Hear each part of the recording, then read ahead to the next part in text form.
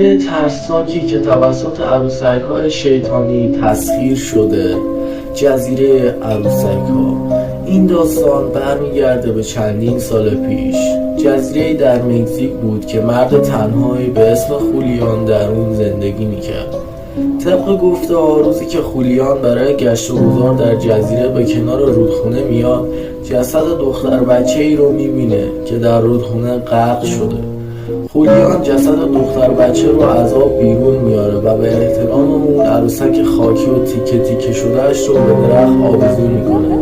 این مرد برای آرامش روح دختر تعداد زیادی دیگه عروسک در سرتاسر جزیره به درخت ها آویزون میکنه. افراد محلی این منطقه میگن وقتی از کنار رودخونه رد میشن صدای حرف زدن عروسک ها رو میشنون و بعضی دیگه شون میگن با چشم خودشون دیدن که این عروسک ها چشماشون رو باز و بسته میکنن. بعضی از افراد میگن این داستان ساخته ذهن خولیان بوده و به خاطر فرار از تنهایی این کارها رو انجام داده.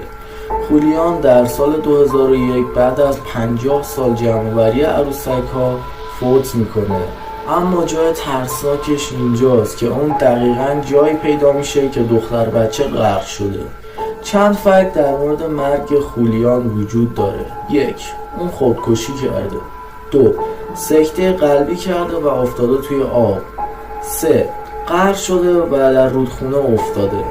بعد از مرگ خولیان این منطقه به یکی از ترسناکترین منطقه‌های گردشگری تبدیل میشه. به گفته گردشگرا وقتی وارد جزیره میشید دچار ترس عجیبی میشید و حس میکنید اونجا تنها نیستید و نگاه سنگین عروسک ها رو شماست. اگه از این سبک ویدیوها خوشت میاد حتما ویدیوهای دیگه هم ببین و به چنل من سر بزن و منو سابسکرایب کن تا ویدیو دیگه. خدا نگهدار.